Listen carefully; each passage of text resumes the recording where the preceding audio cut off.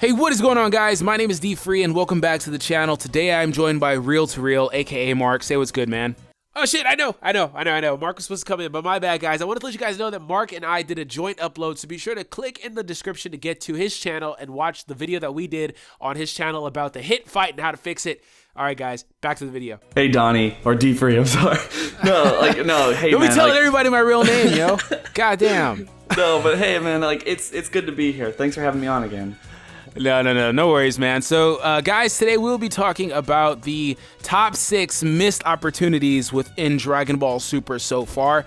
So, yeah, I'm going to go ahead and get us started. We're going to do 3 apiece. So, I'm going to start off with my number 3. At the bottom of my list, I have Majin Buu. And the reason being is because Majin Buu is a character that was interesting to say that, you know, he's a part of the main cast, so to say, because, you know, he's the guy that, you know, they went through a whole arc as him being the villain antagonist and they kicked his butt.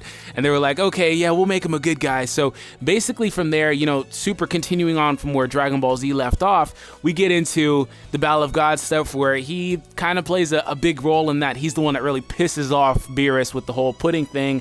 And then we get into the Resurrection F stuff, and he wasn't in the movie, but in Super, they were like, oh, where's Buu at? Oh, he's asleep. I was like, wait, hold on a second. Back in the Buu saga, the guy slept for like 5 seconds. Why does this guy need to sleep for this whole duration? He probably couldn't have added too much to it, obviously, because Frieza was just simply too powerful. But it would have been awesome seeing Buu fight alongside the rest of like the Z Warriors, you know, in that pre-Frieza Goku battle, where you saw Gohan and Tenshinhan and all these other guys kind of kicking butt. It would have been awesome to see Buu there. And then we take it a step further where we're like, okay, whatever, Buu wasn't there in Resurrection F stuff, fine. We get to the Dragon Ball Super stuff, the Universe 6 tournament stuff. And Boo's there, and he's like, hey, Hercule, you know, you've been a great person to me. You've been great by me. You've always helped me when I needed help. So I'm going to do this for you. I'm going to participate with these guys. I'm going to get this wish, and I'm going to give it to you. First off, I didn't know it was this guy's wish to give away, but nonetheless, he was like, I'm going to do this for you. And I was like, you know, the sentiment was real. So then we get to the tournament testing grounds, and he instantly falls asleep, and he's been asleep this whole time, okay?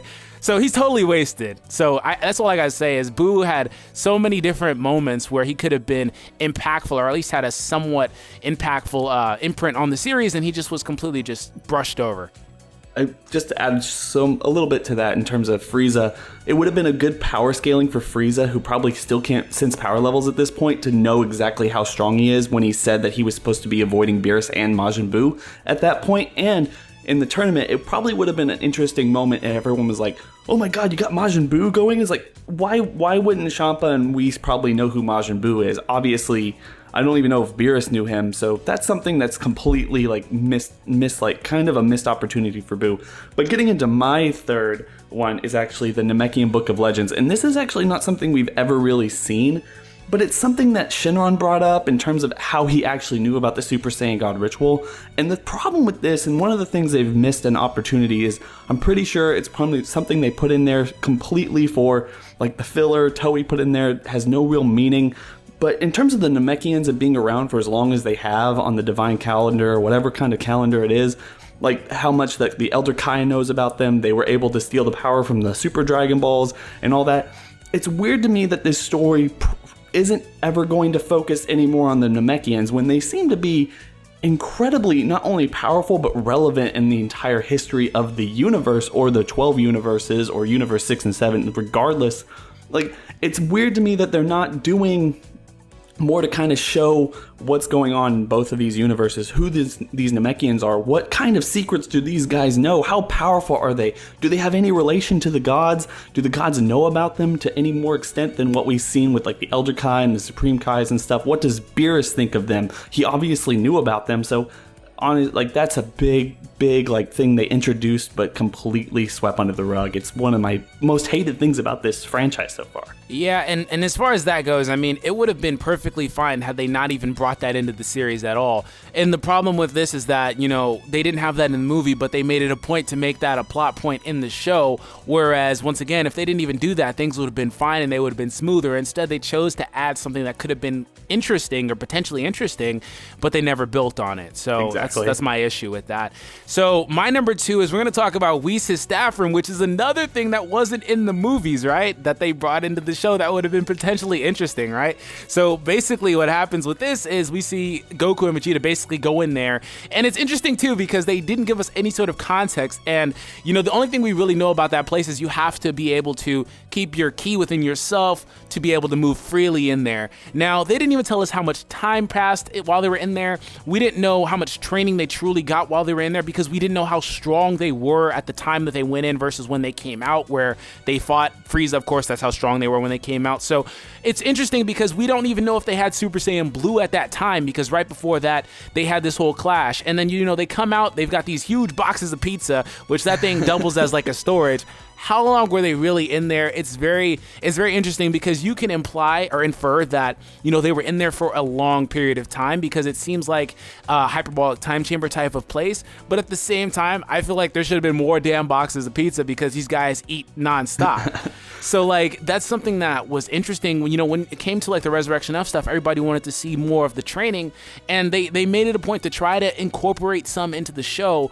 But that was something that was interesting that they really just showed off for like one episode, and they got away from and never really got back to, and then didn't give any context into. So that's a complete missed opportunity as far as that goes. And it's also interesting because they actually chose to go to the Room of Spirit and Time instead of Whis' staff. Precisely. So that kind of gives us an issue of like exactly how much they are. Like they can sense them too. They can go freely between Beerus and Whis' planet, and yet they decided to go into the Room of Spirit and Time. So that kind of alludes to me that like maybe they weren't in there for as long as some people might have thought or whatever. Like you said, they eat a whole lot of stuff. So it's just a really interesting kind of why introduce it if not going to use it at all, especially when they were supposed to be training with their god powers, but that's besides the point.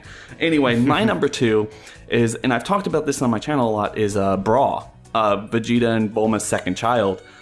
To me, it seems like such a missed opportunity to not have her be born, just simply because the show has taken so much time to actually give Vegeta and Bulma like a whole lot of character development, not only like individually, but also their like particular relationship, well over that of Krillin and 18, Gohan and Videl, or even Goku and Chi-Chi. And it's really weird because Gohan and Videl are the ones with the child. I personally think, like, I have my own stupid, really crazy theories, but I actually personally think they've either forgotten about Brawl or they don't want to introduce Brawl right now because they're still trying to focus on Pan and Gohan and Videl raising Pan.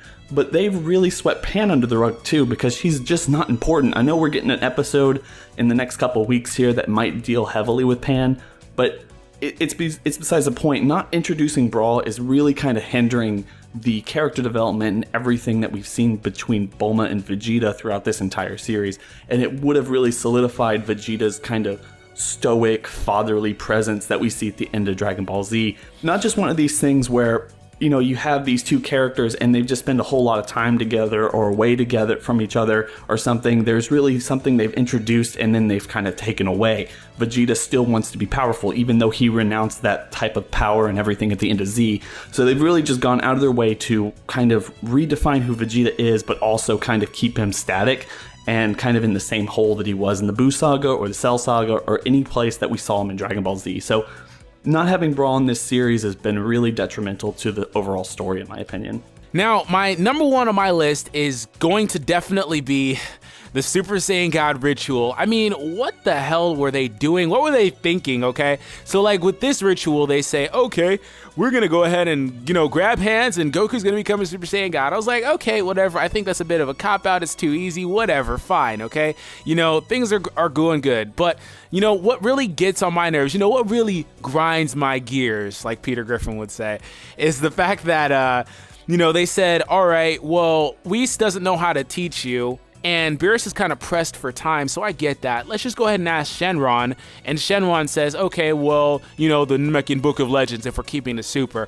And then from there, they do the thing and they get Goku to go a god form and all that shit. And then after that, when it comes to Vegeta, Vegeta's like, no, I don't want that form. So wait, hold on. How does he know there's another form beyond that anyways? He's like, I don't want that form. So they completely swept it under the rug as soon as they were done with it. And Vegeta somehow finds a way, which we still never got any context into. We still never got an explanation and never will get a damn explanation as to how Whis was able to teach this guy to become a Super Saiyan God. I'm sorry, I call bullshit on keeping your ki within yourself. That's not enough. That's bullshit. I'm sorry. No, fuck that.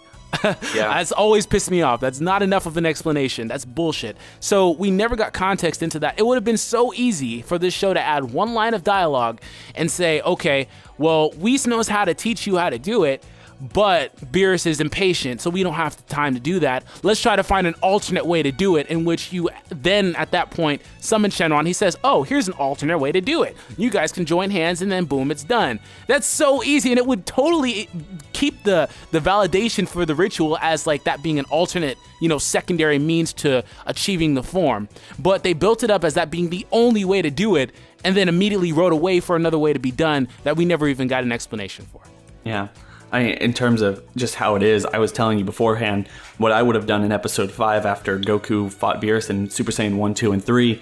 He got like he got trampled on and everything, and then Beerus or Whis, when he was leaving, would have been like, imagine what you could do with God powers, or it's like, imagine if you had the power of a god or something, and then that would be enough, kind of a smile and a wink, kind of like something that Whis would definitely say, to kind of give us an implication that, man, he could teach you. I was like, I could teach you, but, Beerus is impatient, without actually coming out and saying it.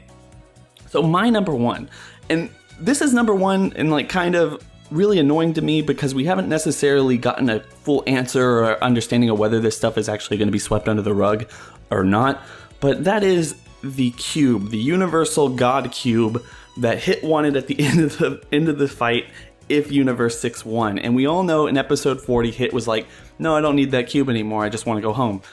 That's what a lot of people are mad about. I'm more mad about that they've introduced this amazing MacGuffin that can take us into all these universes, all 12 universes that we've been kind of told about in this entire series now, and kind of, give us a jumping off point that's beyond the Dragon Balls. Like, there was this mysterious thing they introduced in a certain way, like, oh, it's kind of in the back, and, this thing exists, but we're all focused on the Dragon Balls, we're focused on the tournament and everything, and this thing's kind of sitting there waiting to be used for a sinister plot, or some really big plot device, or something that's going to take us away from anything that's actually, like, understandable, or, uniform in Dragon Ball's world. We're going to go into other universes, because why introduce them in the first place, unless you have something that can take one person into other universes? And now it seems like they're just kind of forgetting about them. And like, Whis and everyone's going to get in the cube, he's going to take them back, and then Goku's just going to use his instant transmission or instantaneous movement, whatever you want to call it, and just go from one place to another because he can sense God powers, he can sense rain powers. At some point he's going to start instant transmissioning into other universes, and I'm going to call bullshit. Like, it's going to happen, because what Super does and what it's been doing, we should tell people that we had more things to this list that we had to cut out just for time's sake. Like, they have been nothing but completely shit on so many good ideas because it waited 28 episodes or 27 episodes in to actually start telling its story, and now it's trying to start telling a real story, and the first 20 episodes, 27 or so episodes, have been nothing but filler and just like letting them kind of take their time, and I call bullshit. No, yeah, I completely agree with you. I mean, it's just wasted opportunities all over the place. But Mark, thank you for joining me on today's video, bro. Thanks for having me. I want you guys all to make sure that you subscribe to Real to Real. It will be down below in the description. I hope that you guys enjoyed today's video. We want to know what your number one plot point that was missed in Dragon Ball Super has been so far. Whether it was the cube, whether it was the ritual, what do you guys think has been a plot hole in this show that, or something that was interesting once again that they kind of had an opportunity to expand on but did not do so. But that is it for us, guys. We'll see you guys next time.